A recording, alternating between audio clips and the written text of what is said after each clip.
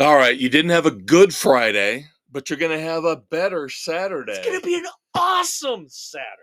Why? You're listening to us.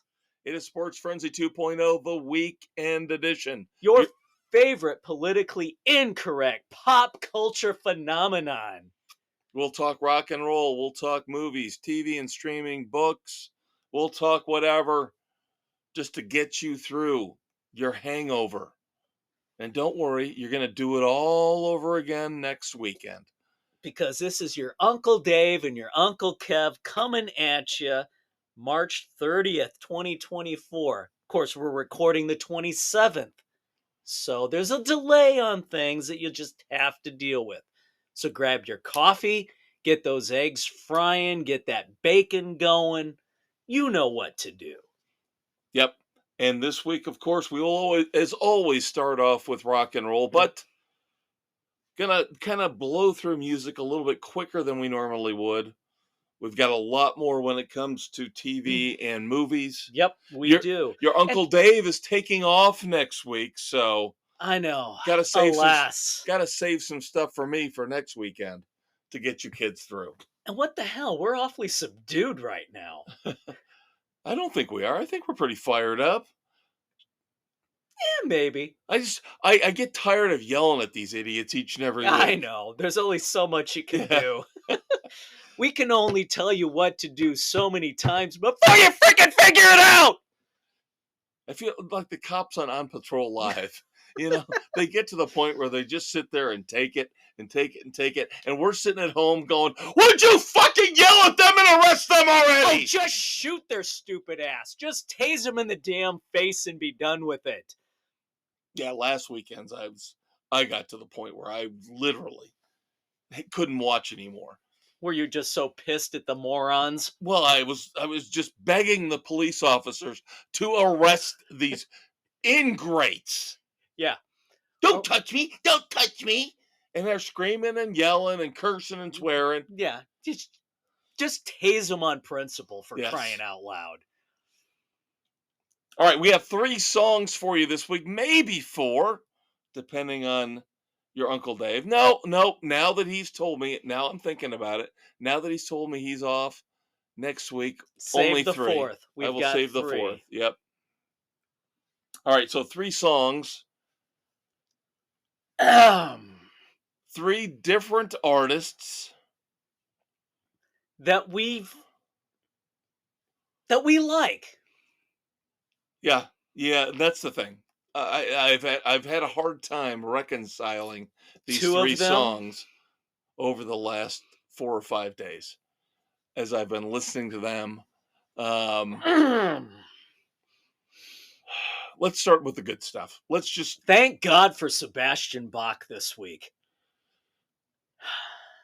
Everybody bleeds. Hallelujah.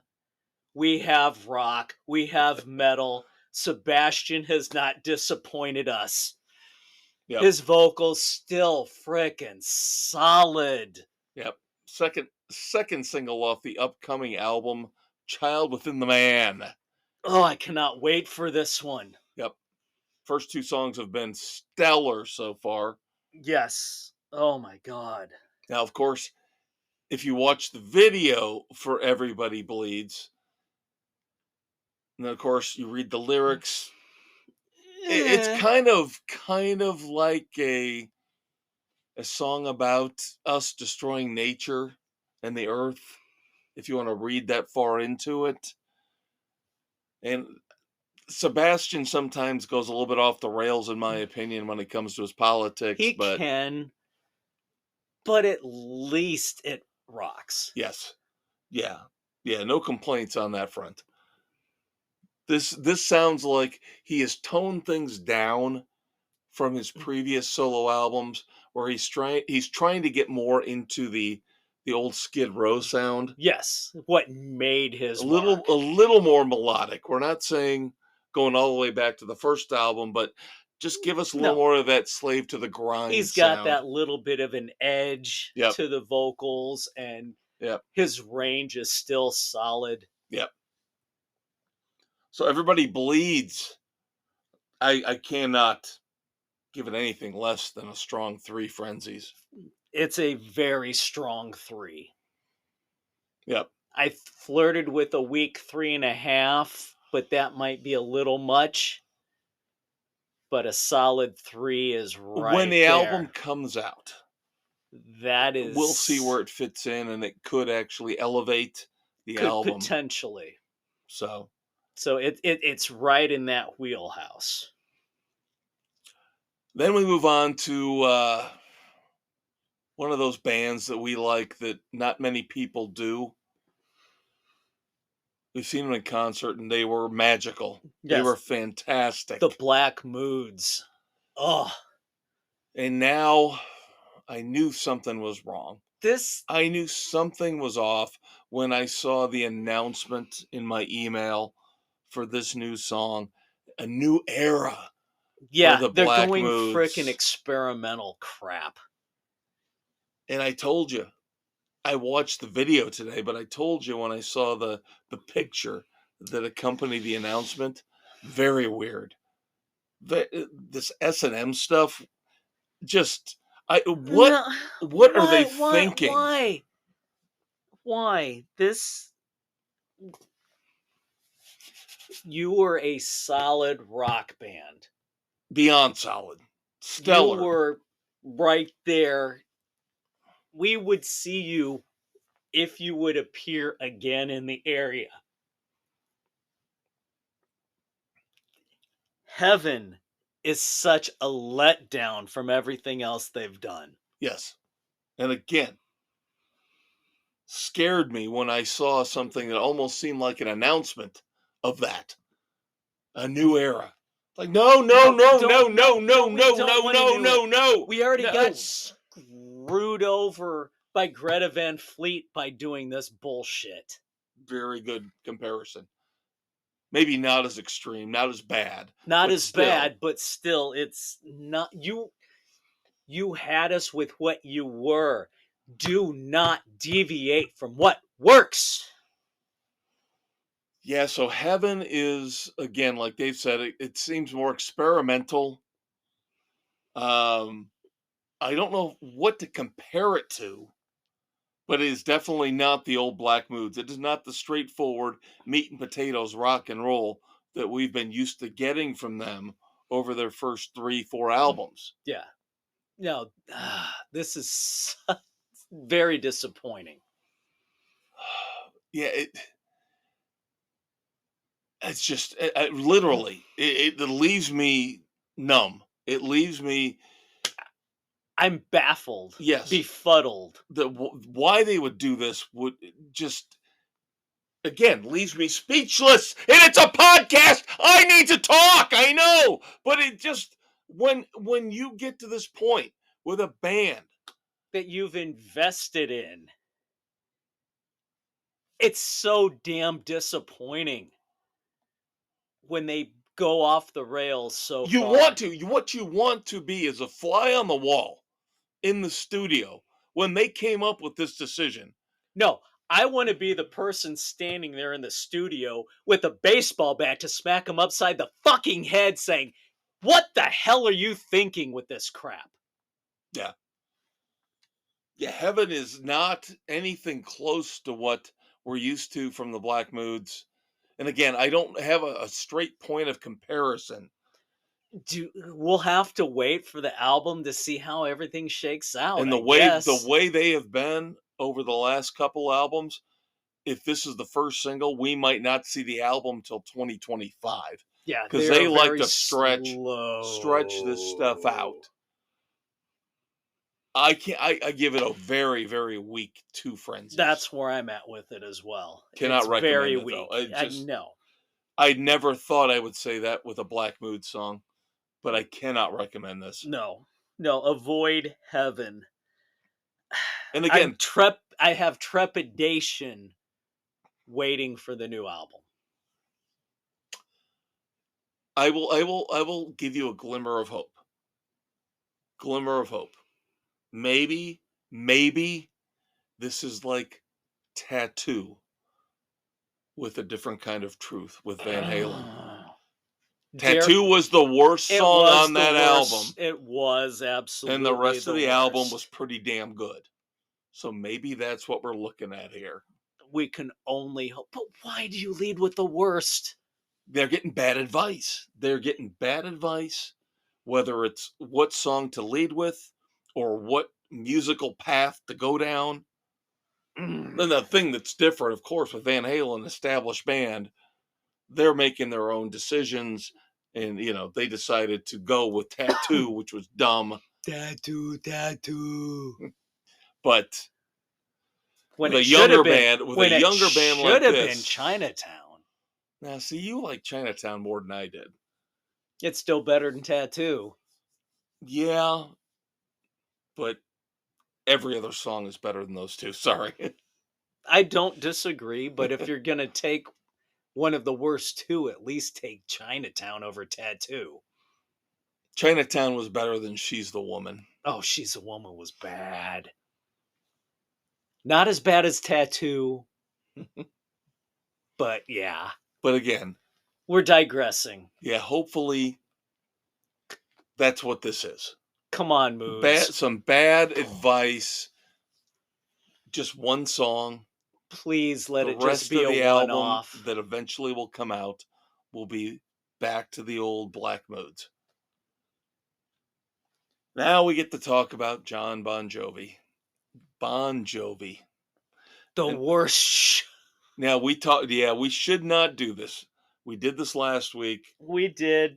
We're not going to revisit. But let us talk about present day Bon Jovi. The new song Legendary. His vocals still aren't back. Not even close. I have big problems with the fact that this is not the band that I liked, dare I say, loved back in the 80s. No, this is poppy crap. And I think that the problem is John Bon Jovi, and I have said this about Sting, I have said this about David Lee Roth, I have said this about any solo performer who used to front a band, who decides, you could even say it about upcoming, we're going to be reviewing Mark Knopfler in a couple weeks. Mark Knopfler, while his solo stuff is intriguing, interesting, he's got some good stuff, but he's also got some crap. And it's not the same when he had the group dynamic. Right. The group dynamic makes everything. You need friction. You need somebody telling you, no, that doesn't work. The group dynamic is like the rug that brings everything together. And I think right now what we're dealing with, this is not Bon Jovi anymore. This is John Bon Jovi doing his. This is why Richie Sambora they can talk about substance abuse all they want. I think John Bon Jovi got tired of Richie Sambora saying, I need more input in this band, like I used to have. Yeah. And John said, no, I'm the big shot now. Yeah, you're the big shot who's going off the rails, becoming a pretentious D-bag.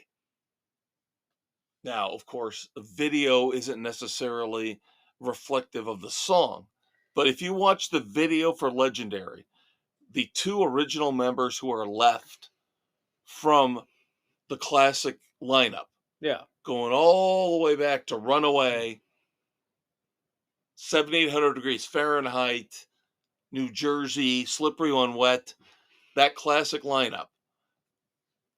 There's John Bon Jovi and there are two members left. The two members that are left, Tico Torres on drums, and I believe it's Dave Bryan on keyboards. If you watch the video, he's pushed them all the way back to the back. The newer guys are more prominent. Not cool. And I know there's a structure to how you set it. The drummer's always in the back. I get that. Yeah, but if Tico Torres, he's a legend of the rock genre of metal. He should be more center front, a key piece. You have your longtime keyboardist. They should be side by side. And he's got them pushed all the way to the back in the video. Not cool. And again, This is an indication of John Bon Jovi has taken over this band. It is now a solo deal. It is not a band anymore. And again, not having a band, a true band dynamic, to keep is his ego in terrible. check. That's why Sting, I know you don't like the Police, but that's why Sting solo stuff never as good as the Police. No. That's why David Lee Roth solo, not really ever as good as Van Halen. These guys, when they get on their own and they make all their own decisions, they don't have the checks and balances they need. You need the foil within the band to keep the egos in check. Yep. And this is John's turn, longing for yesteryear. The whole referencing going back, Van Morrison's Brown-Eyed Girl, Neil Diamond singing Sweet Caroline. This is his longing for the past. His turn to do that, as everybody is starting to do. It's getting to be old hat. And he's late to the party, pal. Yeah, and I still have my issues with him in terms of when the group dynamic fell apart. Probably back in the 90s. Yeah. And then when they went on the frickin' 20-year world tour, where he worked everybody to death. Well, they were able to a point, they were able to weather the grunge storm, where a lot of bands fell apart from the 80s and faded away. Yeah. They were able to kind of weather that storm. It, but they stayed out too long, and he burned everybody out being on the road. And then what happened? Then he said, no, now we got to go country. Now, then they become popular again because the country thing worked for one album. That's when Sambora pretty much said, I'm out, I'm done. And now we're going back to generic rock and roll that wouldn't have I don't even think would have gotten through them in the 80s. No, the stuff in the 80s was more creative than this. Yeah, this is generic poppy crap. He oversings. Like you said, his voice is shot. Yeah, it's obvious his voice is shot. Done vocally. But even when he over-enunciates on some stuff, trying to overcompensate for the fact that his voice is not there anymore. And I've always thought he's kissed ass over the years. Let's say that. That's my final thing on him. He has kissed ass. That's why he got in the Rock and Roll Hall of Fame ahead of a lot of people, a lot of bands who should be in ahead of him. Yeah.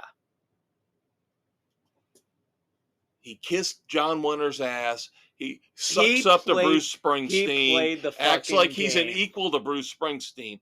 And I know you're not a big Boss fan. He is nowhere close to being as legendary, ironically, as Bruce Springsteen. Yet he thinks he's on that level. Because he came from New Jersey. Yeah. He's a Jersey boy. We got the guy here. As cantankerous and as miserable of a bastard as he can be. John Mellencamp is the answer to Bruce Springsteen. Yes. Not John Bon Jovi. John Bon Jovi can't write lyrics to save his life compared to John Mellencamp. Agreed. Or Bruce Springsteen. Here is the example. Legendary is poppy crap. Yeah. Something that I could find a 12-year-old who could have wrote this song. Yeah. You look at how many of these longing for yesterday songs have we discussed over the last year? And this is probably one of the weakest. Yeah, and again, I hate to go back to videos like I did with the Black Moods. But you watch the video for this, you watch the placement of the band members, and then the overall theme is so PC. Oh my God, it is such PC crap. Yeah, there we go. I'm trying to mull the grade I want to give this. I think I got to go 1.5. 1.5 frenzies. I wanted to give it a week too, but I can't. Just for the overall effect, 1.5 is where it is. Cannot recommend this one. No. Now, a couple little music tidbits before we move on, because we got a lot to talk about in movies. Stray Cats are out on the road again. We discussed that beforehand. We were geeked that they were getting within the area, but not at the fucking prices. Yeah, I'm not sitting in the back row for $85. Yeah, no. Sorry, Not gonna doing do it. Can't. Nope. Sorry. We like the Stray Cats, but not for that price, for the cheap seats. Iron Maiden's Bruce Dickinson came out this week and had a great idea, although it would never, ever, ever, ever fly. But at least he's got his head turned on the right way. He's sane. Yes. He says, the rich assholes with their wives, let them sit in the back. The true fans need to sit in the front. Amen, brother.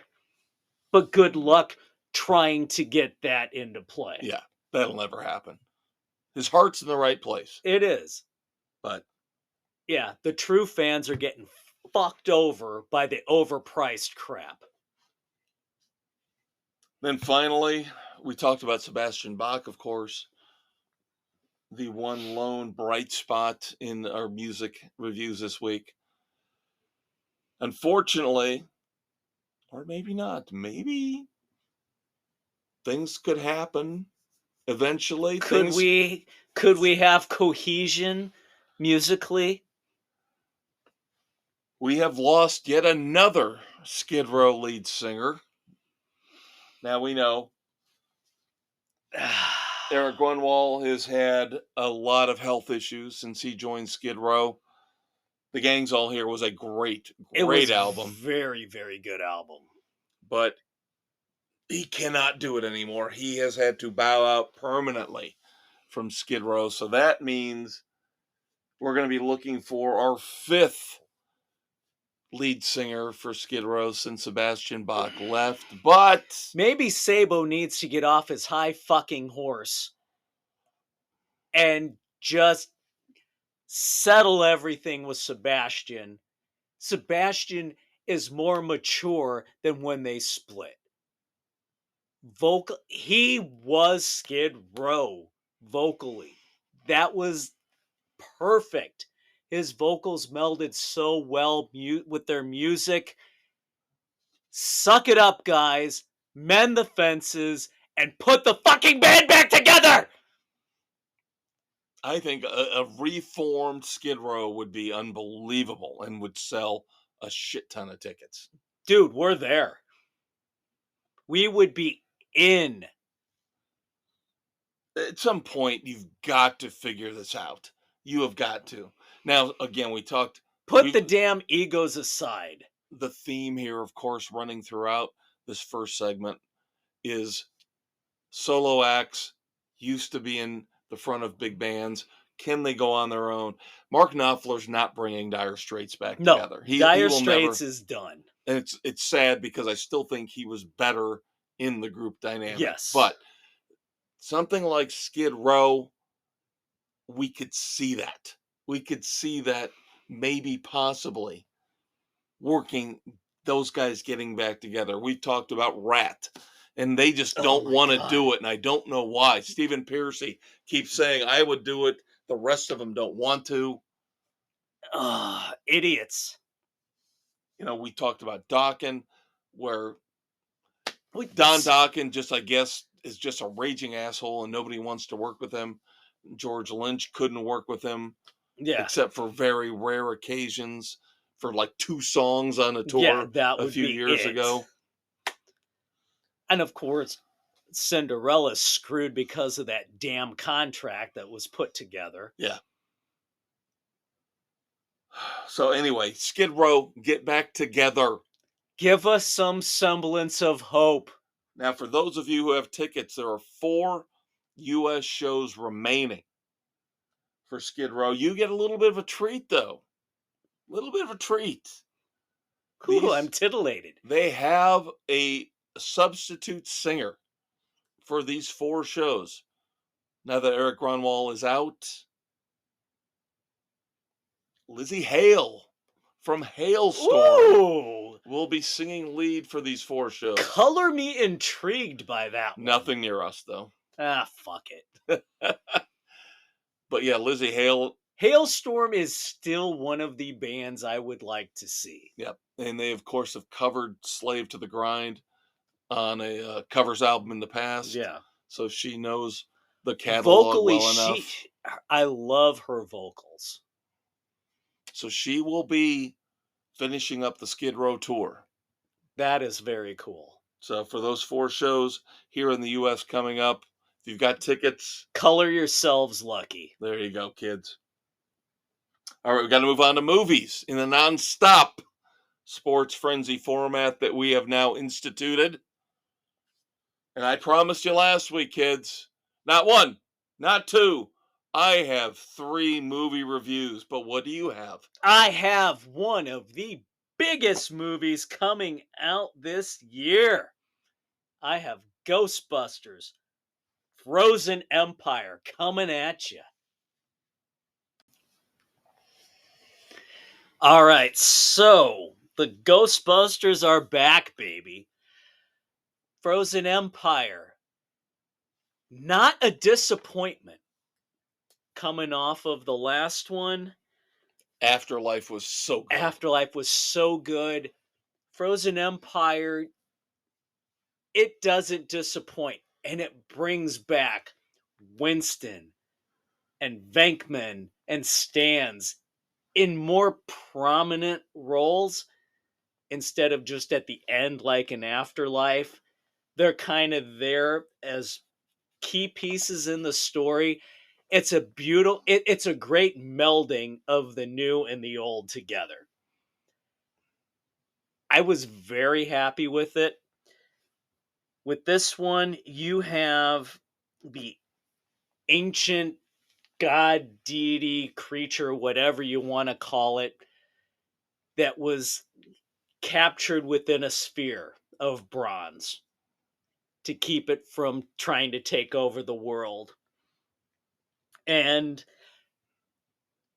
the firekeeper or fire masters imprisoned it, and the grandson of the last fire master decided, oh, look what I found in grandma's closet. Let's just sell it to Ray in his little eclectic store for $50 with a bunch of other stuff. And so it goes to the new Ghostbusters headquarters that Winston's put together to kind of enhance the study of all of this stuff. And of course, Phoebe Spangler, she's displaced in this movie, kind of put off to the side for various reasons that I will not give away. But she's befriended by a young ghost, Melody, and is manipulated in a way that releases said deity. As Venkman calls it, tall, dark, and horny. So trying to stop the freezing of everything, they have to come together. It works. It's not a letdown like Ghostbusters 2 was to the original. It just kind of rolls right along with the storyline. And like I said, it brings the old guard back in a little bit more prominently in a very good way. Nothing is forced with this one. The weak thing is the Phoebe Melody story bit. It's just kind of okay. And then the Fire Master's grandson becoming the Fire Master is a little okay. The two weak weakest pieces I found in the movie that get a Mhm. little generic-y, but overall, I will give it a solid 3. So not quite as good as Afterlife. Not quite as good as Afterlife, but it is still very, very good. It does not. It's not a letdown. Yeah, and And come on, we have Dickless. Peck is back as the mayor of New York. and I am tired of this whole post-strike malaise we've got going on with Hollywood, where they're more concerned, it seems like, about award ceremonies and politics than putting out movies. Yeah, I And mean, you everybody that can be back is back. Annie Potts is back, for crying out loud. yeah, so It's I beautiful. get It's tired of hearing this. great. Oh, it's not going to do as well. It's not going to be as good. Yeah, No, this rolls right along. If you discount the stupid ass reboot that they tried to do with the all female cast. I didn't get that. Could you try? Shut up, Siri. Ghostbusters 2, if you take Ghostbusters 2, Afterlife, and Frozen Empire, 2 is still the weak link. By far. Yep. The others are so much better. There you go, kids. Get out there and see Ghostbusters Frozen See Empire. Frozen Empire. It's good. You won't be disappointed. There is one credit scene you need to see. Okay, stick around. Stick around for that. That's always good information because I've been burned on that in the past. Because once it started, my youngest Nick always, okay, do we stay? Do we not? Yep, we've got one scene. We'll stay for the one and then we can go. You need that information. Again, I've been It's burned on that in the key. past. Yep. I remember specifically Daredevil Oh, yeah. with Ben Affleck and the post-credit scene with Bullseye. Yeah. I missed that. Yeah, I missed that initially watching it on DVD and then found out, oh shit, there was a credit scene. Shit, gotta bring it Yep. back and Yep. go back and watch it. Yep. And now, supposedly, I know this is a little bit of a tangent, but supposedly all of the streaming services will not default, because you get that little, the minute the credits start rolling, we're going to move you on to the next episode or Yeah. another movie. Supposedly they don't do that if there is a post-credit scene. Good for them. But do I trust them? Not fully. No. All right, so I have, of course, not one, not two, but 3 movie reviews for you. Dave's, of course, takes precedence because in It's the theaters, top, brand new in it's theaters a box right now. office thing going at the Yep. moment. So let's start off with my newest movie. This was out in theaters 3-4 months ago. Very small release, but I thought it was very intriguing premise. Got it for cheap on Blu-ray, so I.S.S. I.S.S, of course, stands for International Space Station. This is one of those movies that if Dave or I had been given the premise and the script, we would have said, we could do this better, but it's a great idea. You've got great ideas here. Loving some of this. The bones are there. Let us do it better. Is how we're going to look at I.S.S. I.S.S, Oh. International Space Station. We have got 3 American crew members and 3 Russian crew members. Looking out the window at the I.S.S, we see all of a sudden bright red flares all over the surface of the Earth. Well, duh, some dumbass pushed the button to launch a nuclear war. We have got nuclear war, and these 6 people are stuck together. And of course, the 3 Russians. It's your fault. And the 3 Americans. It's your fault. The commanders both get the same message. Kill the others. Your priority is to take over control of the International Space Station by all means necessary. Now, there is an explanation for why. Initially, you go, well, who cares? And If how the many world- romantic issues are involved in this? None? no, Okay. not really. There's one sort of, kind of, but it doesn't come into play. Okay, that's good to know. Yeah. The thing is, Oh, the They thing is give you- involved? shut up. Would you shut up? They give you an explanation as to why, because initially I'm going, who gives a rip shit? You know, why don't these 6 people just sit down, crack open They're all the alcohol? dead. We're alive. Yeah, Fuck it the all. entire world is nuked out. What do you care? Crack You really want to go down Get to the the nuclear get the wasteland? vodka out of the damn freezer and let's celebrate that we're still alive. Right, but instead you get the typical machinations of the paranoia, where the Americans have been told to take over, the Russians have been told to take over.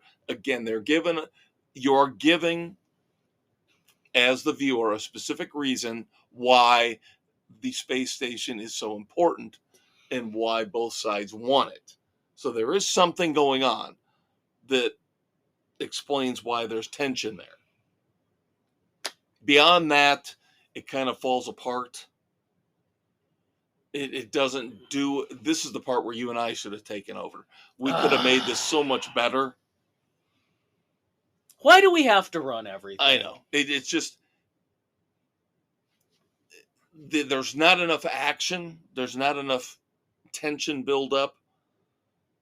Of course, you've got the stereotypical one paranoid guy on either side, one paranoid Russian, one paranoid American. They've got to make a big fucking deal about the one woman on the American side who, Academy Award winner Ariana DeBose, who won an Oscar for West Side Story. Whoop-de-frickin' do. Of course, got to make a big deal about the fact she's a lesbian. Of course she is. So, at one point, Check. At one point, her commander mentions to her, says, "Hey, if you got a significant other, you got a boyfriend, another gender, not boyfriend." Okay, we get it. Alphabet Mafia, we get it. You pushed your influence on this movie. Thanks, Hollywood. Fuck off. So, not to spoil anything beyond that, but the ending is appropriately ambiguous. I like the ending to a point because it's of course there's a nuclear war that's devastating the earth. Yeah, you can't go back. And if they're not going to do what we suggest, we're all just going to party till it's 1999. Then what's the point? Yeah, then of course, we got to get back down to the surface of the earth. Why? I don't know, because they're hoping to bump into Mad Max. He'll save them.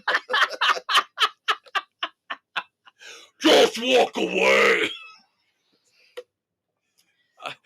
Which is foreshadowing for our upcoming trailers, kids. Yeah.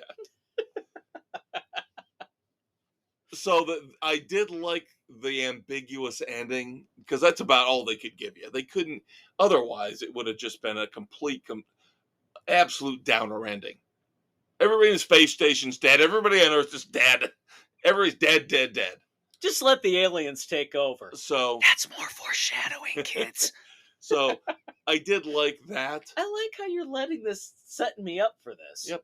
So the beginning, the setup was good. The ending was good. The middle kind of lacked the action, the tense drama you needed to really make this work. Again, I think we would have done better with it. Of course we would have. So I.S.S, I can only give it 2 frenzies. All right. Next up. Of course, I'm still following through on our Oscar discussion. And you shamed me on 3 movies. So one of those 3 has now been checked off my list. So in a way, this is story time. But I never watched the movie before. Maybe. In the Heat of the Night. Oh, no. I was wrong. I watched In the Heat of the Night. They call me Mr. Tibbs. I did not realize there is a trilogy involving Virgil Tibbs. So now I got to go watch these other two fucking movies. Because then you have They Called Me Mr. Tibbs, and you have The Organization, the third of the three movies involving Sidney Poitier. God loves Sidney Poitier. What a phenomenal actor. That was my number one problem with this. Not Sidney Poitier, but the problem was, how did Rod Steiger win the Academy Award for Best Actor for this movie When and it should have gone to Sidney. Sidney didn't even get nominated for this movie. That's a travesty in and of itself. Blew my mind, because Steiger, all he does is chomp gum through the entire movie. Yeah. You know? He's useless. And Poitier carries the entire thing and should have gotten the award for Best Actor. Now, he had already won an Oscar before this. It doesn't matter. He should have gotten another one for this portrayal. Or at least a nomination. At least a nomination. Because he is the focal point of this. Yeah. Virgil Tibbs is the focal point of this movie. And the way he handles everything. The way he reacts when the cotton plantation owner slaps him in the face and he slaps him right back. One of the great moments in the movie. Beautiful, isn't it? And the guy basically wants him taken out and shot by Rod Steiger, sheriff. Yeah. Because that's just the way things worked down in the South back then in the 60s. Not gonna happen. I will say this. The movie has not aged well. It hasn't. It's a little bit too much with the racism. I would like to think we've grown a little bit more than this. But when it came out, that's what it was actually like. But also, the murder mystery at the center of the movie kind of takes a back seat to all of that garbage. Yeah. And it's not really all that intriguing of a murder mystery. No. But taken when it was made and what it dealt with at the time. Yeah, and again, I think you got to put it all in context. I think everything's misplaced when it comes to this movie. Steiger got all the acclaim when it should have gone to Poitier. And they should have worked harder to make the actual murder mystery the focal point. At least equal to the social commentary they were trying to make. So I agreed on those points. I don't think it's as great of a movie. My expectations were very high, very, very high. It's a good movie, but it's not a great movie. I will give it a weak 3 Frenzies. It's about where it should be. Now we move on to our wheelhouse for my third and final review. We're moving into the 80s. God love the 80s. This is story time. This is a definite story time. Lord, if I had the middle part of my hair back, the mullet would be going in full bore. This would be a very fitting movie. I started thinking, this is my story time, which led me to this movie. I was listening to some Van Halen a couple weeks ago, and I was thinking, you know, we reviewed last year Starfleet. Remember the Starfleet project? Yeah. With him and Brian May of Queen. And there's more. There's got to be more Eddie out there. Since Wolfie and Alex will not put out the vault. They will not open up the vault and let us listen to what's in it. I've got to find other venues to get the Eddie fix. And we've talked about in the past some of these older shows like Miami Vice for a while had a problem with getting the licensing for some of the songs. Right. Well, a movie that had that issue, but not with the Eddie Van Halen score, was The Wildlife. Oh my God, I love that movie. I got a hold of a Blu-ray. Now, unfortunately, outside of the Eddie Van Halen score, a lot of the songs are not included because of, again, different fees and rights and all yeah. that stuff. So when you see the closing credits and you see all the Billy Idol, I didn't hear Billy Idol in the movie because they weren't allowed to put it in this cut. And it's very hard to find a cut of this movie with all the music intact. My God, I saw, God, when it hit after it was in the theaters, when it was on HBO, where you had everything in there. The fucking Before soundtrack. everybody got all butthurt about the "You need to pay soundtrack. me." The soundtrack was fucking phenomenal. Yep. Yeah, again, if Oh you my look at the closing God. credits for The Wildlife and look at the songs that are actually on the soundtrack, again, you cannot find a version. With everything in it Yeah, you anymore. cannot get the soundtrack. If you did not get to see it back in the day with the full soundtrack, you're missing out. Right. Now, this, of course, was Cameron Crowe's follow-up as a writer, a screenplay writer, to Fast Times at Ridgemont High. Yeah. A lot of people say in spirit this is a sequel to Fast Times. Of course, you had Sean Penn as Spicoli in Fast Times. Now you get his brother Christopher Penn as the lead moron in That's The Wildlife. apropos. It's got the same type of dynamic, much more serious than a lot of the other raunchy teen sex comedies of the time. Yeah, this was almost the turning point where you got away from the raunchy into the more serious social norms. Right, because you've got Leah Thompson, of course, from Back to the Future, and she's wrapped up in a relationship with a scuzzbag police officer who's just banging her every chance he can get, played by Hart Blockner.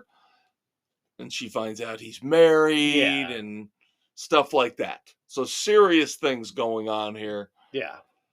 I think the problem I had with The Wildlife was it was maybe too serious and not funny enough.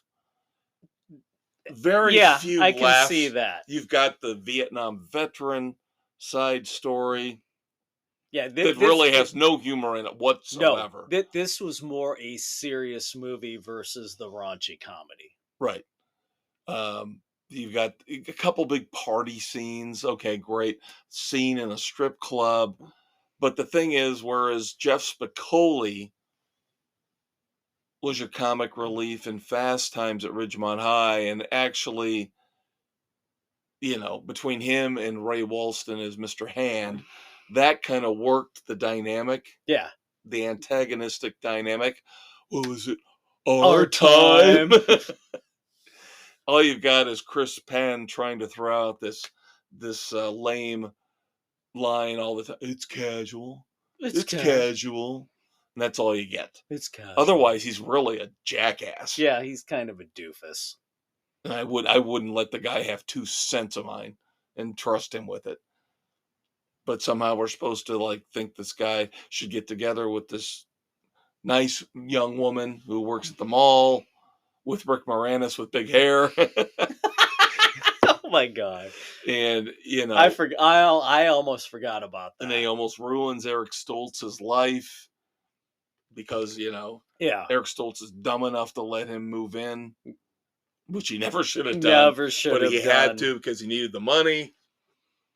So again, if you want a nice slice of 80s cinematic life, then I would suggest The Wildlife. But otherwise, there are better movies out there. Fast Times is better. The Last American Virgin is better if you want to go into the serious stuff. But again, this could also be an indictment of Cameron Crowe being a little bit overrated. I will give you that. It's still worth watching. See, I'm only gonna go 2 Frenzies. I think it was too downbeat, not funny enough, and the serious issues See, we'd now seen in the past in other movies, I will give including you I Fast will give Times. you the 2 if you cannot get the full soundtrack anymore. Right. If you can't get all the songs in there, Yeah. then there's no point. Yeah, no, I got the Blu-ray I got has the Eddie Van Halen stuff. But you And don't that's have what I wanted. But you don't get all the, like I said, Billy Idol song listed in the credits, not in the movie. See, if You you don't if get, you can't get the full soundtrack throughout, which you then don't. You don't, at least then in the version I got. yeah, And I then think it's, then I forget think it. there are major issues with this where, Yeah, unless you can get the original cut with everything through, don't bother. I think I read that the only way, if you can find it on streaming, they will now play the full version, but you can't find the soundtrack to buy, and you cannot get a movie on You a know, version on Blu-ray or DVD with the full soundtrack. I had a chance back in the day to get the soundtrack and I didn't do it. Me too. Yeah, me And too. now I regret it. Yep. And of course, one of the snippets that Eddie Van Halen plays during the movie is the same snippet that Marty McFly used in Back to the Future. Remember that? the Johnny Be Good? Yeah. Well, no, to wake up. Oh, the wake up Yeah. piece. Put the headphones on him. Yeah. That is from the Wildlife soundtrack. Nice. All right. So there you go. 3 reviews for you. I know not all that impressive. I guess out of the 3, the Oscar winner is the one I would go with, but still, I have a little bit of reservations about It that. has not aged well. Yep. And again, a lot of the Oscar winners are not going to have aged well. Now, before we get to trailers, we got trailers, kids. Some movie news to bounce off of you. You remember the Boondock Saints? Loved the Boondock Saints. They're coming back for a 3rd movie. I heard that. The boys have kept me informed on that one. I did not know. Yes, Norman Reedus. Yep. We had the Boondock Saints, and then we had All Saints Day. Yes, the second one. So now they're saying they are all in for a 3rd one, where they're going to be bringing in a younger generation. We'll see how that works. Yep. I really enjoyed the first 2. Well, you're a big Peaky Blinders guy too, right? Loved Peaky Blinders. Well, Cillian Murphy is officially back for a Peaky Blinders movie. Yes! We get closure. Yep. That is what I was hoping for. Oh. And that's not the only closure we're going to get. Now, you know about Adam Sandler. He's got this big monster deal with Netflix. Yeah, I know. Rumors are that there's going to be another Happy Gilmore. Yep. You don't seem very happy about that. No pun intended. I'm reserved because I so enjoyed the first one. I hate to think a second one is going to be such a letdown. I have reservations. If I trust Netflix. That's the one platform I trust. If now, of course, Netflix they could burn it, me later this year with Beverly Hills Cop, but it looks good. They could, if they could do this right. If it was a regular Hollywood studio, I would poo-poo it right off the bat. But being Netflix and Sandler, they have not let me down. So there is some hope for this one.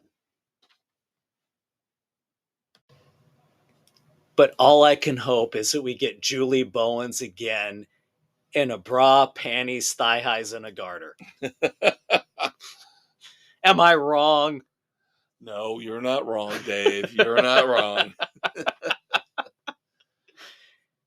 Now, of course, we've been delving into trailers here as we're heading into the summer months. So a lot of these big Hollywood releases, we're starting to get trailers for them. So last week we discussed reviewing some of these trailers. So which one would you like to start off with, Dave? Let's start with The Crow. Okay. A redo with Skarsgård. This really looks darker and bloodier than the original. I don't know how to feel about it. I'm kind of intrigued.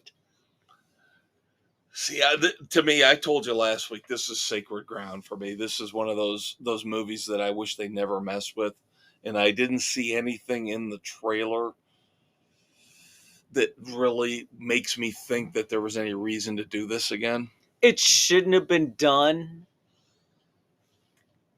but I'm intrigued. Now, see, the sad thing is, today, I watched it one more time, just to get a final, opinion on it, a final view on it, and they recommended another movie that's coming out with Skarsgård that looks a shit ton better. Which one? Boy Kills World. It looks like he's a deaf mute who basically, it looks like a Bullet Train type of movie. Okay, that intrigues where me a he's little got a bit bunch more. of misfit friends and he's basically out to seek vengeance for the death of his family. Intriguing. So maybe in a couple weeks we can discuss this. I think that's coming out at the end of April. Yeah. But Skarsgård to me looks better, more comfortable in that movie than he does in The Crow. And again, that could be me. That could be me. I don't know. I might have to watch the original Crow again. It's been so long since I've seen it, right? That I don't know. Does it hold up? I remember loving it when I saw it. Oh, I loved it back in the day, but right. Will that hold up now? Will it translate? We shall see. We shall see. So what'd you think of the teaser for the new Alien movie, Romulus? Very intriguing. That looks like it could be there's really a lot of good. face huggers. A lot of face huggers. Yeah. This could be really damn good. Yeah. So, I loved the way they put this together, where you just hear people yelling and screaming in the background, and the camera pans to the pods where they basically go into suspended animation. Yeah. And you see the one just covered in blood. Yeah. Yeah, no, this looks like it could be spectacular. And again, right I up there with the rest of the aliens. all in with, I don't think I have disliked. Maybe Resurrection I wasn't a big fan of. That was probably the weakest of them. And then the last one was pretty good. It was but not decent. Great. It was still better than Resurrection. Yeah. But the first three, and then Prometheus was really good. Prometheus was really damn good. Yep. So, and then we've got the FX show coming as well. So there's a lot of aliens coming our way, kids. Yep. All right. The second Furiosa trailer. A fucking motorcycle chariot. Come on! How could you not want to see this? Oh, the only thing I've said that I just wish I want more Mad Max, but I guess I understand where he's going with the Furiosa story. Yeah.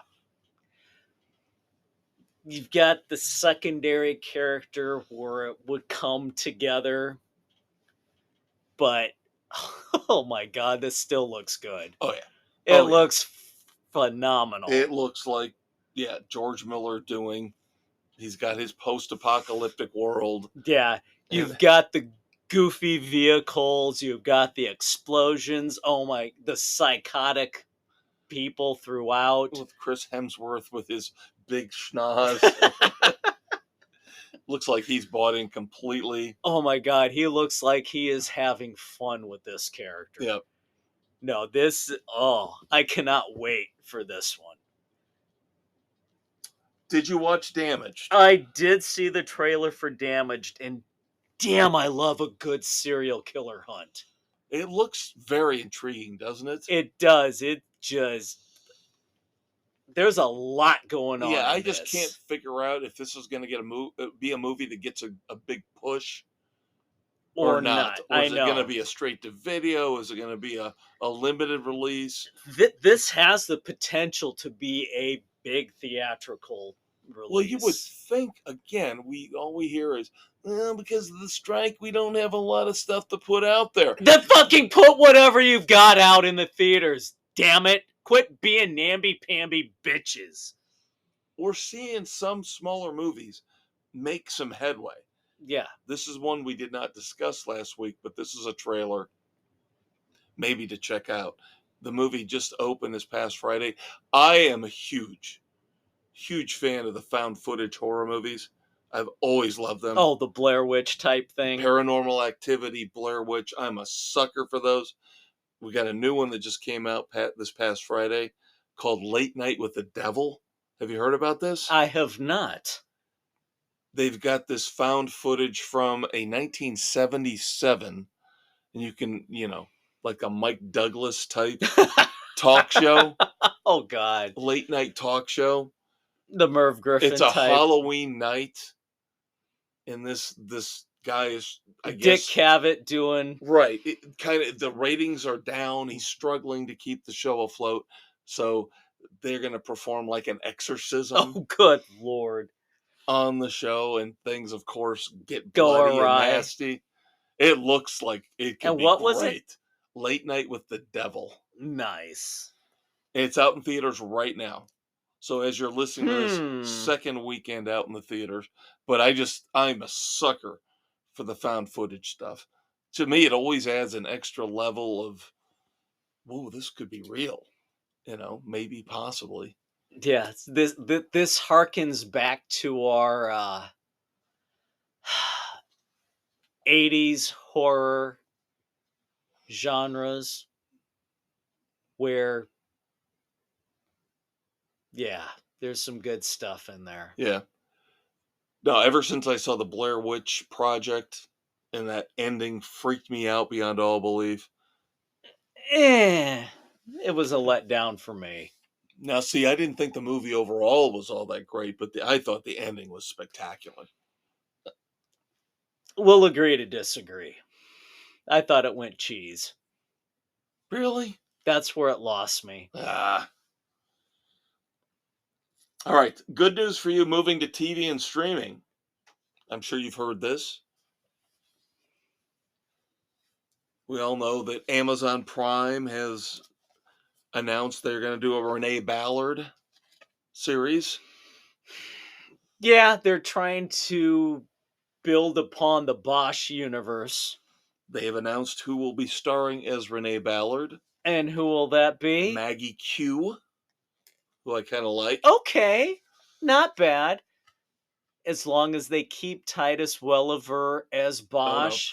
No, they said no, he's not going to be involved in this at all. Then what's the fucking point of having it? I'm not trying to, joke around.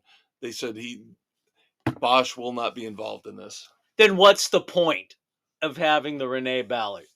I'm Bosch telling you what I read. is a key piece in the Ballard universe. I read that he's not going to have any part in this. Then poo-poo on this idea. I'm not trying to harsh your mellow. I thought you'd be a little more excited. No, because Bosch is a key piece in the Ballard universe. Sorry. This is what I read. I have issues, many and varied, with you people. All right. I'll still probably check it out. Of course you will, because you read all the books. But if Bosch isn't there, fuck you. Sorry. Not going to get too much into detail on this. If you're going to do something, do it right. As Dave is still spitting fire about this. Now I wish I'd never brought it up. There's principalities involved here, people. They might change their mind. I don't know, but I'm just telling you what I read. They said they made a point of saying in the article, no Bosch. Then why are you doing it? Why are you doing it? Well, he's already involved in the other series, right? The second series. It doesn't matter. It doesn't matter. It's the Bosch universe. Okay. I wish I'd never brought it up. So do I. Now he's seething. He's seething. Not to be confused with Seether, who we're seeing in a couple months. Yep. All right. Since Dave, again, is going to be gone next week, you're stuck with me and me alone. In 2 weeks, we will wrap up The Gentleman on Netflix. Yes. As Dave's already finished it off, I am going to finish it off. If he was here next week, we would give you a review. But again, since he's gone, I'm going to wait 2 weeks. We'll do it in 2 weeks. Isn't it a good thing? Awesome. I am almost done with it. That's why I'm saying could have done it next week if we needed to. But again, the Guy Ritchie movie moved over into a TV series. I might get to see the movie, but the series... Yes, very, very good. And again, in 2 weeks, Dave and I will give you our full review of season 1 of The Gentleman. Now, we've got Resident Alien. We're 6 episodes in now on season 3. Oh, poor Harry. Love found and lost. I've got a nice bowl of worms for you.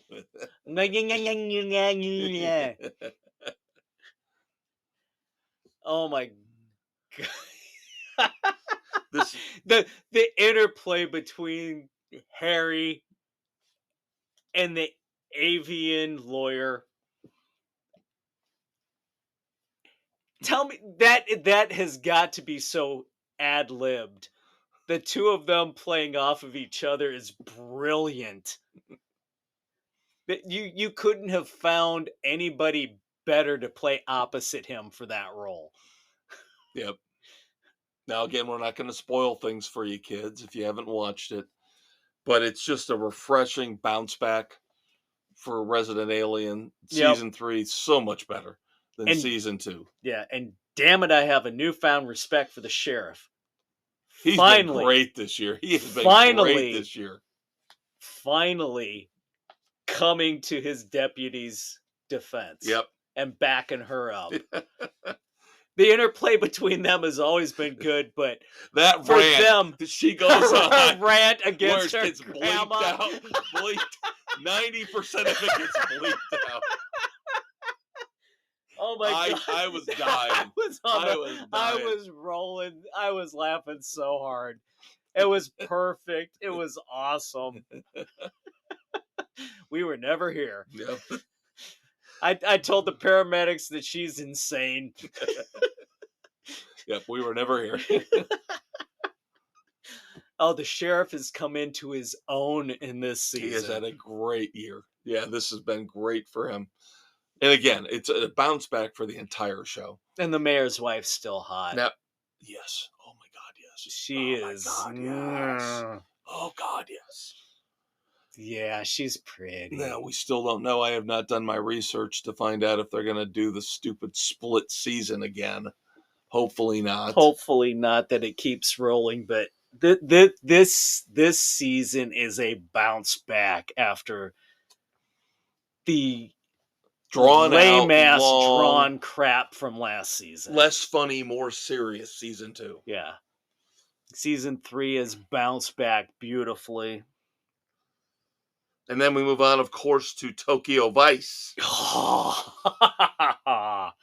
2 episodes to go. We're 8 in. Oh, Sato. I'm beginning to think this is it. This When you told me this is going 10, this now after could watching be episode 8, I think they're building up for a big finale.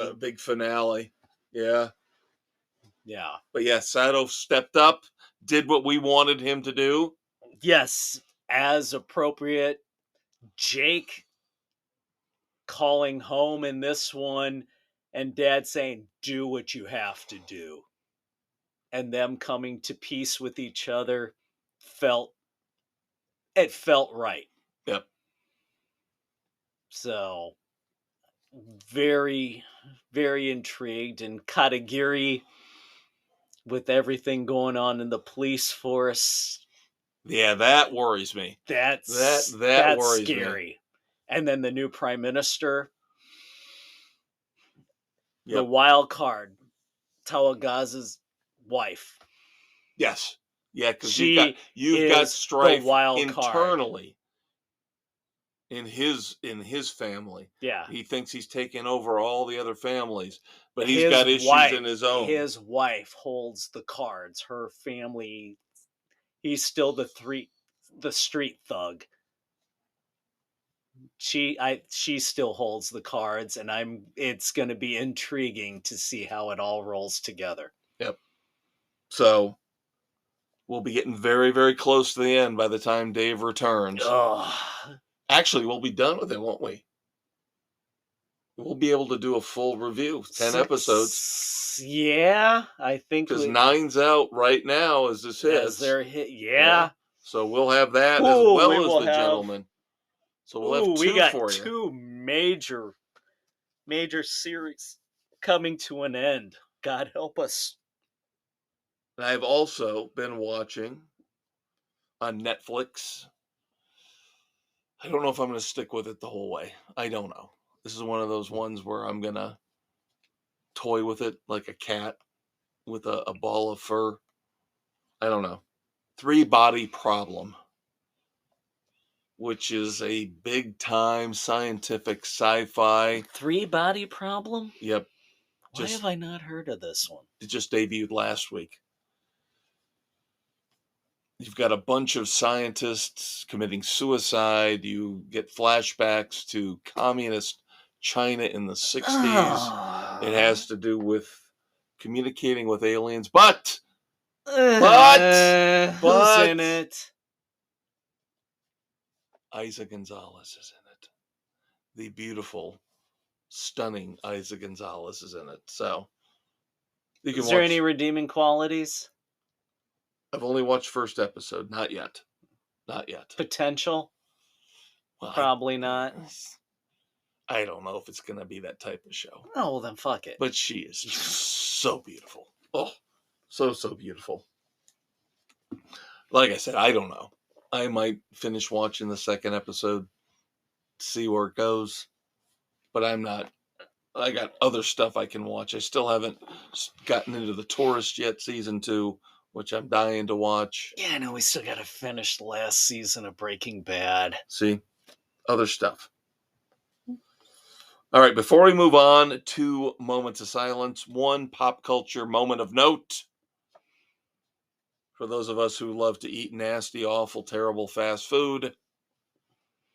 I just had Taco Bell for dinner. I had Taco Bell Monday. And I bought so much, I brought some home. I have 4 regular soft shell tacos. I just went. They were okay. I went all over the map. I had like a double stack. Did you have a chalupa Batman? No. Shut up. Shut up, Dave. That's what Nick wanted. I got the text. I said, all right, I picked it up after work and said, all right, send me the order. And said 2 Batman chalupas. Because Nick knows the story behind Chalupa Batman from the league. God, I got to start watching that show again. No, McDonald's Is has that got a kind of plan place? in place. By the end of 2026, every McDonald's across the country, the U.S., the great U.S. of A., will be selling Krispy Kreme donuts within McDonald's. Whatever. Don't care. Krispy Kreme lost me when they stopped giving the free donuts when the light was on in the window. They stopped that? Yes! Bastards. They lost sales. Because we would see the light on, we'd stop in, get the free glazed donut, and get a dozen of various things to go.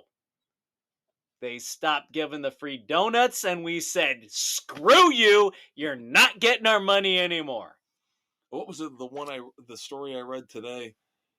Is it Costco? Who's got the great glorious $1.50 hot dogs?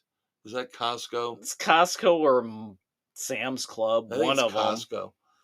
They're cracking down on that because too many people who aren't members have been coming in to the What do food they court. care? They're still getting the money. No. If you're not a member now, you're not getting the $1.50 hot dog. The famous $1.50 hot dog. Whatever. Doesn't matter. You know, the last time I had McDonald's,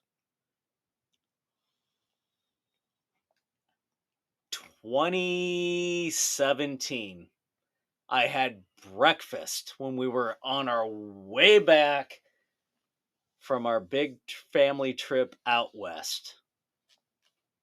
Well, you know me, I don't eat fast food all that much either. I mean, Taco Bell Monday was the first time I'd had Taco Bell in probably 8 months.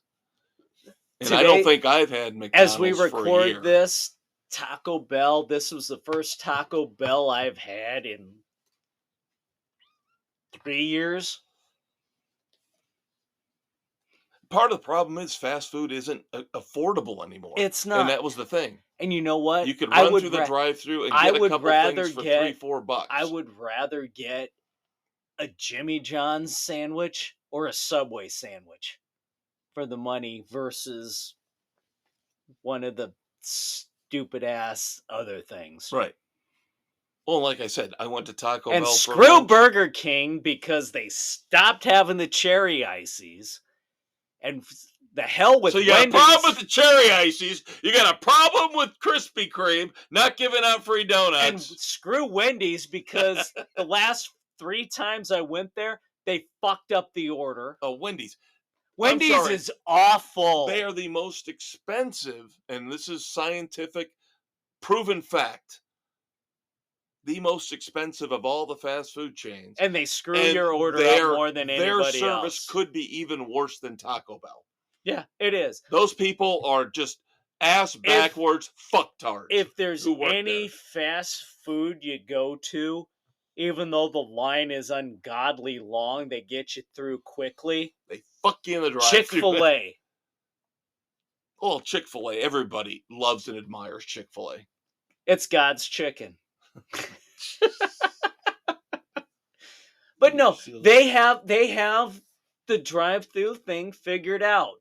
You can be 40 cars back, and in 15 minutes you're through. Right. They know what they're doing. Well, because they've also kept their menu to a reasonable level where they don't have 75, 80 things. Right. I have not had Chick-fil-A. Talking about how long we've gone without certain types of fast food. I have not had Chick-fil-A in 10 years. Really? It's been about a month. Nope. Have not had Chick-fil-A in a decade. I love it. Don't get me wrong. Yeah, I haven't had McDonald's in 7 years. I have not had Burger King in probably 4. I haven't had Burger King in a decade either, I don't think. It's been 4 years since I've had Burger King. Wendy's, it's been probably 4. Now, I still indulge in pizza. I will get pizza often. Fucking A, pizza. You can't go wrong with pizza. Right. Come on. I just had It's a Domino's staple. a couple weekends ago. Yeah. There's a new one in the area, Cottage Inn. Freaking phenomenal. Yeah. See, you get a better deal with pizza. You seem to get, you get a whole pie for $7-8. Get a large, maybe 10. Like I said, I go to lunch at Taco Bell for the first time in forever. And yes, I did get 5 things, but I didn't get like the most expensive. I didn't get the Batman chalupa. I didn't get the, the triple stacked quesarito or whatever. The 7-layer burrito. I ordered Supreme. mostly off of the quote unquote budget menu. Yeah. Small soda, $13. It's too much to pay for that food. Yeah. What I ordered on Monday, I normally would have gotten back in the day when I was younger, $5. Seriously, $5. That stuff would all have been Today, $1 a piece. $28 plus 2 Choco Supremes, 2 chalupas, 4 hard shell meat only tacos, and 4 soft shell regular tacos. Back in the day would have been in the $8 less. Yeah, I mean, you're talking $1 $20 a pop more. for everything. Yeah, $28 for. Yeah, their budget menu now is ridiculous. Yeah, it's non-existent. Cheapest thing is the potato taco. You used to be for able to get a $1.30. 6-pack of soft shell tacos for $4. Yeah. Well, look at McDonald's. Dude, A hamburger was 50 cents, 59 cents. $2. Filet of fish, it was barely $1. Yeah. And now they act like it's some kind of premium goddamn meal. Yeah. The value meal I used to get, 2 cheeseburgers, large fries, and a large drink for $2.50. Yeah. And that was expensive. That's why this world has gone to shit. That's because these assholes are getting $15 to $20 to flip a fucking stupid burger. And that's why you go into Taco Bell now. Hadn't had to deal with this before. You walk in, nobody waits on you. You have to go up to the screen. Yeah, you order on the screen. That's Steak and Shake now too. But see, they're saving money on that, but somehow the food costs still go up. Exactly. Please tell me who's making the money on this. Because now I don't have anybody you're paying to take my order. Yeah. But the food costs are still going up. So where's the money going? Hey, fuck you at the fast food places. Okay, Mr. Pesci. All right. Moving right along. One moment of silence before we get to America's favorite game show. He is one of those faces, one of those people that we know from multiple shows, multiple movies. But I think Dave and I will agree, we probably know him first and foremost as Dr. Babar or servicing Mr. Babar. Oh. Sticking the whole fist up there, Doc. Moon River. The great character actor M. Emmett Walsh. Oh my God, he was great in everything he did. And of course, he was, for us, our purposes, most well known for sticking his fist up Fletch's ass. But he was in over 200 other films and TV shows. And I've seen a lot of them. He was good at what he did. Yeah, and again, this is one of those guys. Thoughts and prayers to his family and friends. And yep, one of those guys you got to get online, look at the picture. The minute you see the picture, you're going to know who he is. Yep.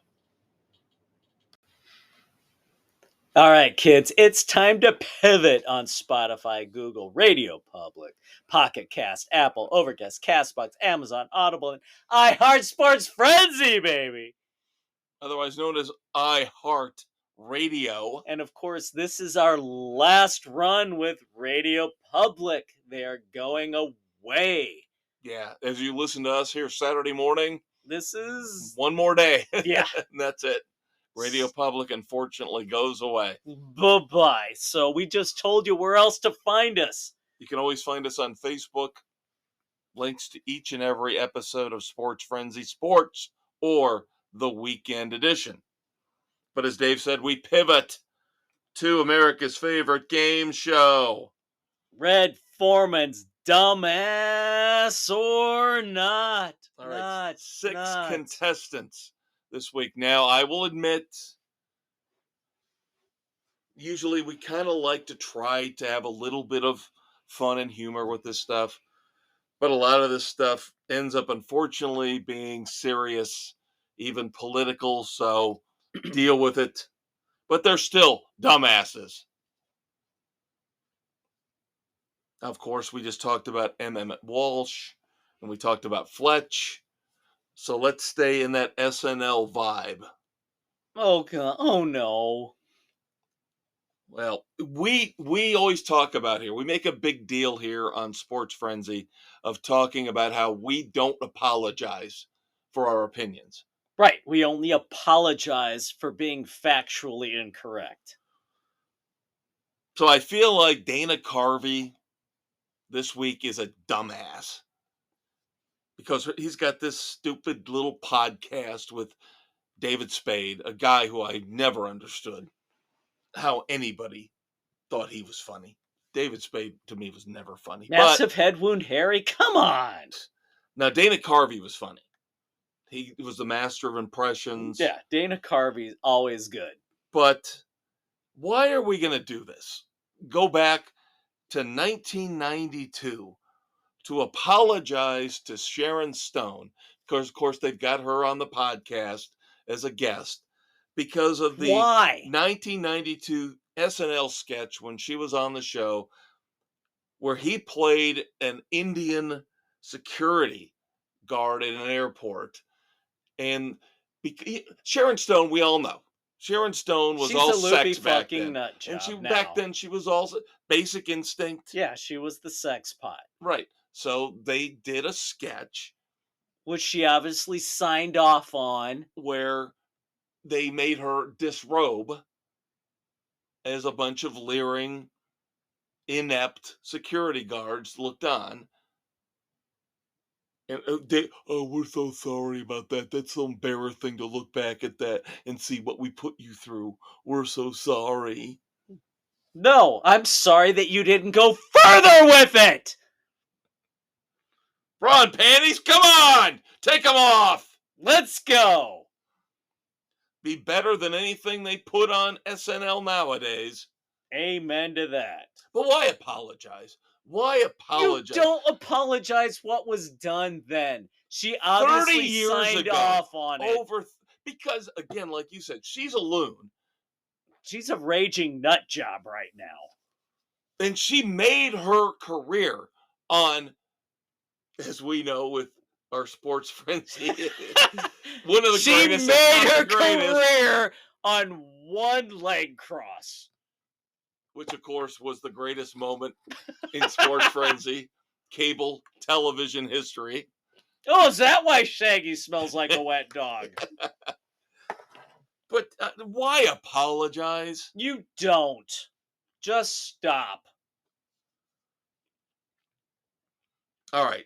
Somebody who's got a permanent seat on the Sports Frenzy plane of doom has done it again. Jackass Stephen Colbert. Douchebag. And of course, there's a follow-up to this because he had to do his apology tour later on. But we all know about the situation with Kate Middleton. But again, these idiots that run these late night shows think that they can be as nasty as they want without being funny not even close to being funny. Stephen Colbert actually was sent legal notice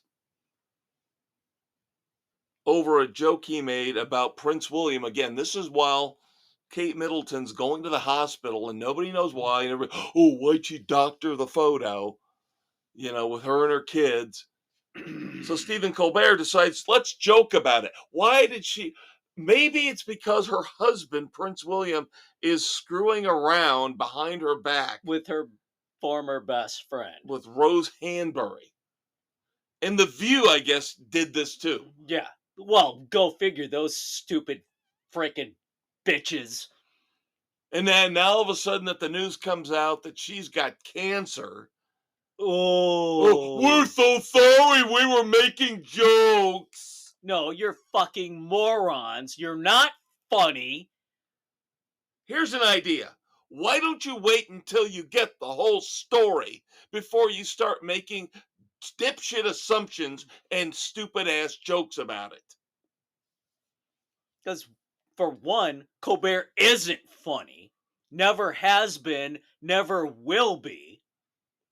And I still don't understand how he's got a job on a major network. I know. It boggles my mind. All right, now I like the show Yellowstone. Again, it's already run its course. That it's been destroyed because of this long delay in wrapping it up and the lawsuits with Kevin Costner. But Yellowstone actor Forey J. Smith plays one of the ranch hands.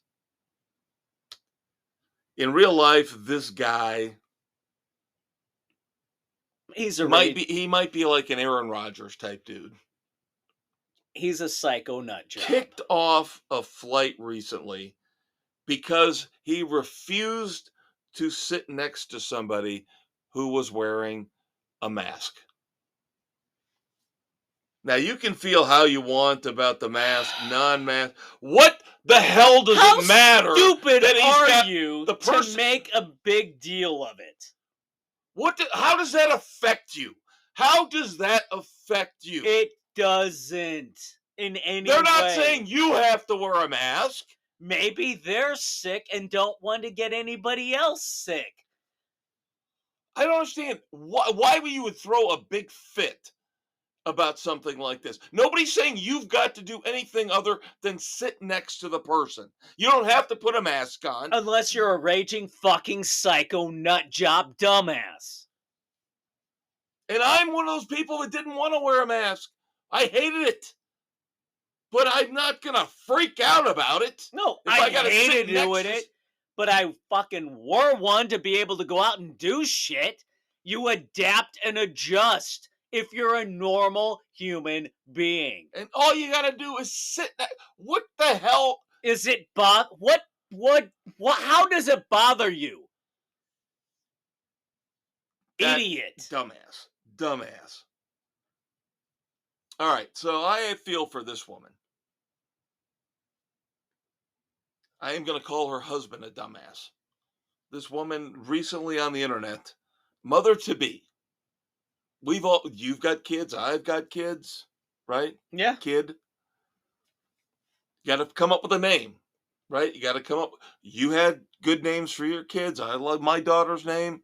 We didn't go off the rails, crazy, nutsy, cuckoo, right? We didn't go Chalupa Batman. So this poor mother-to-be is pleading with Pete. Now, again, the day of the internet and social media, so deal with that. Is this on Reddit's Am I the Asshole? Yeah. Yeah. Yep. She pleads with help and support from the internet because her dumbass husband is one of these guys who, I need to carry on the legacy of my name. My name. Kind of like George Foreman, naming all of his kids George. Dumb. So this guy's name is Stuart. Her husband's name is Stuart. Why would you want to be named Stuart? Well, for a first name. So if it was going to be a boy, the baby was going to be a boy, they were going to name Stuart Jr. Okay. All right. I'm kind of with you. I wouldn't want to name my kid Stuart. My middle name is Gerald. I know it's my dad's name. I don't like it. I never would have named a son Gerald. Sorry. I want to give them a name that they can actually live with the rest of their lives. Thank God my first name is Kevin. Not bad. But here's where the husband, becomes an idiot. Turns out they're going to have a daughter.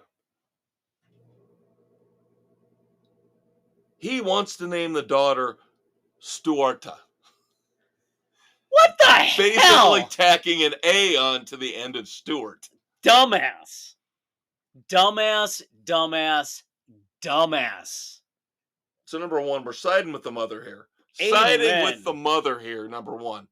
Number two, this guy needs to be taken out for a public flogging. Yeah. Yeah, that sounds Get about right. over yourself, you bitch. Why would you want to perpetuate the first name Stuart? Let alone for a woman, a girl, a Dumb, female baby. dumb beyond belief. All right, the final two we've got here, and we'll wrap things up. These unfortunately get into the media and politics, so I apologize for that. But number one, the first one's going to tell you about the state of the news media and how they are biased and now admitting they're biased. NBC News, the chairman, the head of NBC News, decided to hire former Republican National Committee chairwoman Ronna McDaniel as a commentator. You know, they've hired people like Jen Psaki, the former press For secretary. MSNBC. Yeah. She's a fucking nut job too. Well, here's where the powers that be, the hosts, the inmates running the asylum, take over. So I don't know if this is a smart hire, a good hire, a bad hire, but if they decide they want to give her a shot, put her on the air, see what she can do. If she's good, keep her. If she sucks, fire her. Right? Right. Before she can even get on air.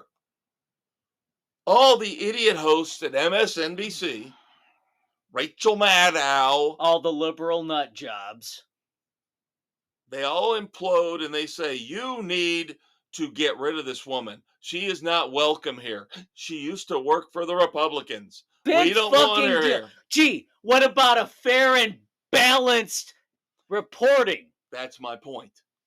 Why should you liberal fucking psychopathic And we get say the to same run thing about everything? Fox News too. So Fox News is awful. we hate it. We're equal opportunity haters. But this particular situation shows you what's going on with MSNBC, in that they don't hold any pretense to the fact they are liberal fucktards, and they don't care about fair and balanced coverage of the news. Rachel Maddow and the idiots on Morning Joe. Guess what? That's why I don't watch your stupid asses. So guess what? Because they all bitched and pissed and moaned, they dropped her. Never got a moment on the air. Never even got to show anybody if she could actually do the job and do it well or fail miserably. And this, by the way, This pisses me off beyond belief. Because I hate this bullshit. This is why nobody trusts the media. You all have your own fucking agendas and don't report anything reliably. You don't care about the truth. You don't care about the truth. You care, like Dave said, about pushing an agenda.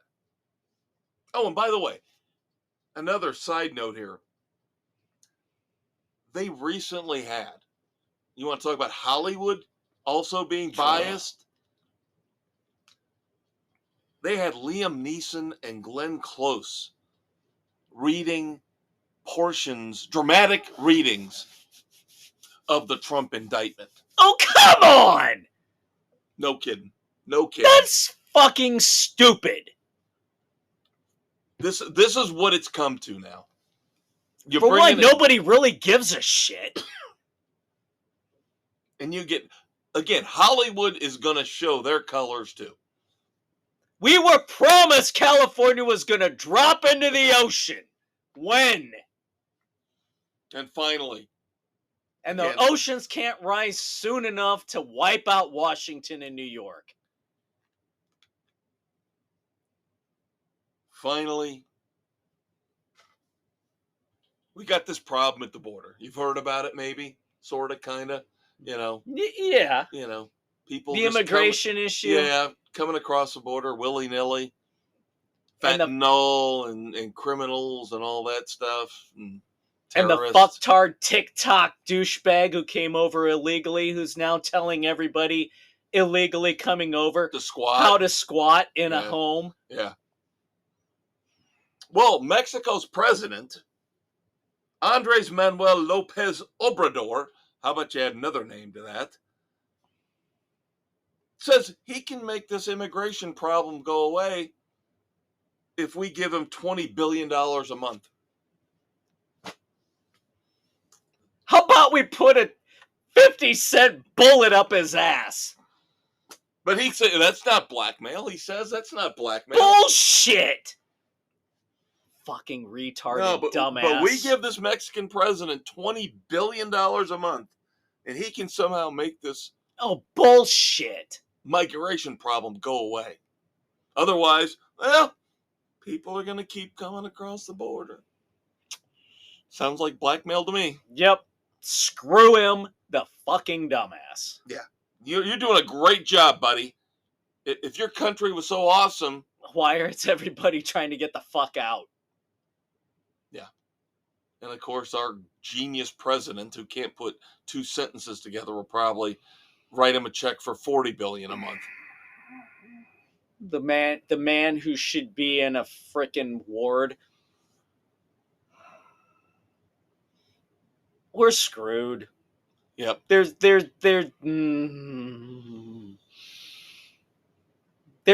no light at the end of the tunnel. No, because people get dumber and dumber and dumber. Seriously. And the media drives the worst possible people to power. Ever since you got me watching On Patrol Live, my view of humanity has plummeted, even more so than it was before. Literally, watching some of these people, the stupidity, the anger, the ignorance, the vitriol they spew, the unintelligence, and the police. You feel how you want about the police, and I've told Dave some of these officers on this show, not many, but a few. There's a few who go should too far. Not be wearing a badge, but by far, for the most part, they are so tolerant with these the people vast majority yelling of and them, screaming nasty stuff in their face. The vast majority of law enforcement officers deserve all the support that they can get. Yes. Because I could never do it. I'm telling you. I saw a couple people this past weekend watching that show where I was like 2 seconds, I would have had them in handcuffs in the back of my patrol with car. The taser up the ass. Yeah. And they're just letting them yell and rant and rave and scream and curse and say, you're a scumbag and your wife's a scumbag and your mother's a scumbag. And, meanwhile, they're doing everything in their power to try to and really get arrested. The situation. The police are trying to defuse the situation. These people are trying to talk themselves into jail. Right. Yeah. They can't sit on the bumper of the car. Nope, I'm going to get up and walk around and scream and yell and curse. Sit on the bumper of the car. No, I'm going to walk around and scream and yell and curse. Sorry. After the third time, his ass should have been planted face first into the asphalt and handcuffed.